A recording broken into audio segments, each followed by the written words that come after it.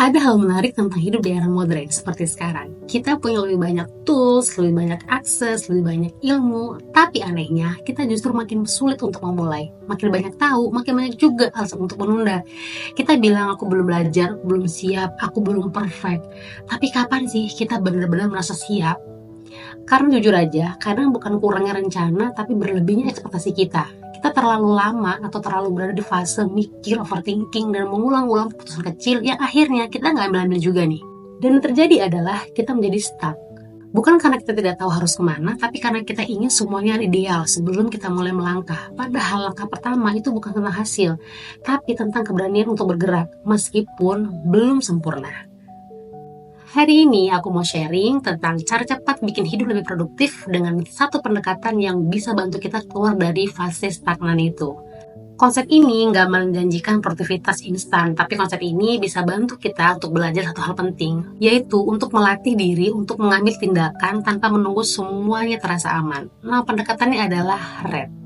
Rapid Action Decision. Sederhana ya, tapi jangan remehin karena dalam 3 kata ini tersembunyi perubahan besar, yaitu cara kerja baru, cara berpikir baru, dan mungkin cara baru untuk melihat diri kita sendiri nih. Konsep rapid dalam RAD bukan ajakan untuk terburu-buru, tapi ia mengingatkan kita satu hal penting bahwa terlalu lama mikir juga berisiko. Ada biaya dari keterlambatan, dan biayanya bukan sekedar waktu, tapi materi, momentum, semangat, dan kepercayaan diri. Sering kali kita menunggu sampai semuanya terasa ideal untuk bergerak. Tapi realitanya, hidup bukan cuma tentang siapa yang punya tujuan paling tinggi, melainkan siapa yang bergerak lebih dulu dengan sistem paling sederhana. Seperti kata James Clear dalam bukunya Atomic Habits, kita tidak naik setinggi tujuan kita jatuh ke level sistem yang kita jalankan setiap hari. Jadi, rapid bukan tentang kecepatan impulsif, tapi kebiasaan mengambil langkah kecil. Langkah kecil yang terus-menerus sebelum ide kita kehilangan nyawa. Kita nggak perlu langsung punya 10 langkah ke depan.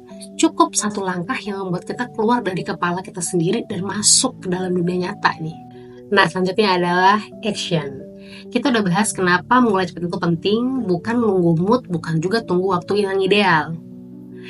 Tapi gerak cepat tanpa aksi yang jelas, ya mungkin akan tetap membuat kamu stuck, seperti mobil ngebut tanpa muter-muter di bundaran. Maka satu hal yang harus terjadi selanjutnya adalah action atau bergerak. Bukan lagi mikir, bukan lagi mengumpulkan niat, tapi mulai ambil langkah konkret. Dan disinilah banyak orang akhirnya berhenti karena ternyata bergerak itu sulit ya, nggak seperti yang aku kira gitu. Bukan karena nggak mau, tapi karena takut nggak sempurna, nggak ideal. Takut salah langkah, takut salah, dan takut belum siap. Padahal sebenarnya kita nggak perlu butuh siap, kita cuma butuh mulai. Nah, supaya langkah pertama ini nggak tertunda, kita bisa mulai dari satu hal penting yang dipakai orang-orang produktif di luar sana nih. Mereka memakai time boxing. Apa sih time boxing itu? Time boxing itu kayak kamu kasih waktu spesifik buat tugas tertentu, seolah-olah kamu punya janji yang gak bisa diganggu. Bukan cuma tulis kerjaan tugas di to-do list, tapi tulis di kalender dengan jam pastinya nih. Contohnya, daripada kamu nulis kerjain laporan akhir, ganti menjadi jam 19-20.30, tulis 2 paragraf analisis laporan tugas akhir. Nah, kalau untuk yang pekerja, daripada kamu nulis rapatin materi presentasi, ganti jadi jam 9 sampai jam 10, siapkan 3 slide presentasi klien besok. Kenapa ini powerful? Karena ketika kamu kasih batas waktu yang jelas, otak berhenti menganggap tugas itu sebagai proyek besar, yang butuh motivasi besar juga. Tugas jadi lebih ringan karena kamu lebih fokus ke satu bagian, satu waktu, dan satu tujuan.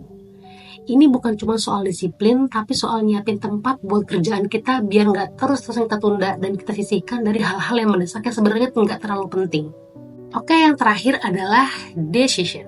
Karena bergerak aja nggak cukup, harus tahu kita mau kemana. Banyak orang cepat mulai, banyak juga orang yang rajin bergerak.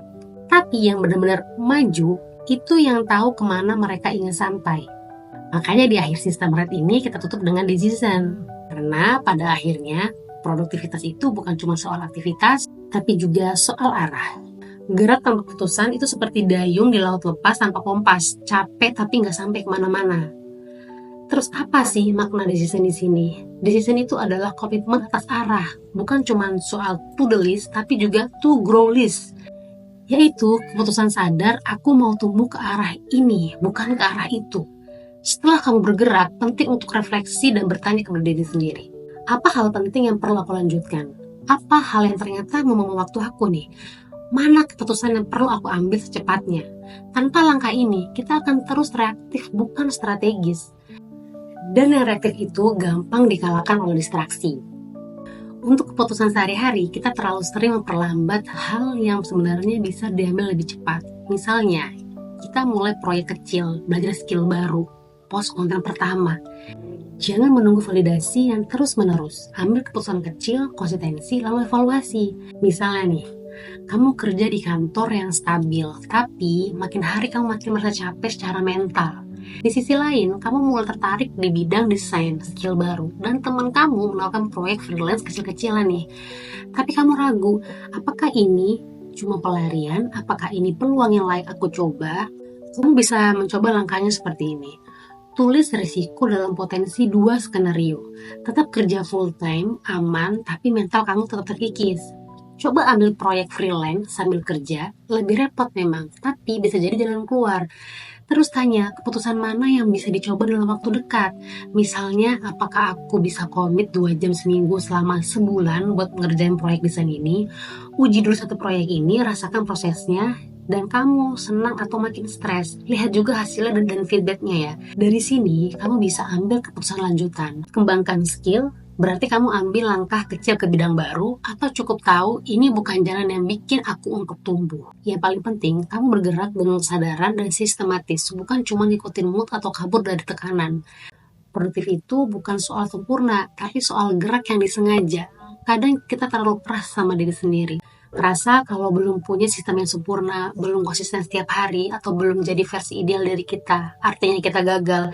Padahal jadi produktif itu bukan soal sibuk, bukan soal punya tools yang paling canggih, dan juga bukan soal menang setiap hari. Yang paling penting adalah apakah kita terus bergerak dan makin sadar kemana kita sedang menuju.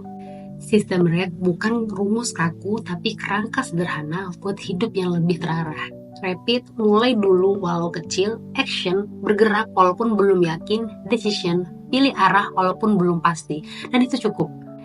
Itu yang bikin kamu hari ini sedikit lebih dekat ke versi diri kamu yang lebih baik besok. Kalau bisa diambil satu hal dari sistem RED ini, lawan dari produktif bukan malas, tapi pasif. Saat kita tahu apa yang penting, tapi kita diam. Jadi, mulai aja dulu. Lakuin hal kecil. Dan beranilah ambil keputusan. Kamu layak punya hidup yang bukan cuma sibuk, tapi juga bermakna. Semoga video ini bermanfaat buat kamu, dan yuk kita mulai langkah yang lebih baik untuk diri kita.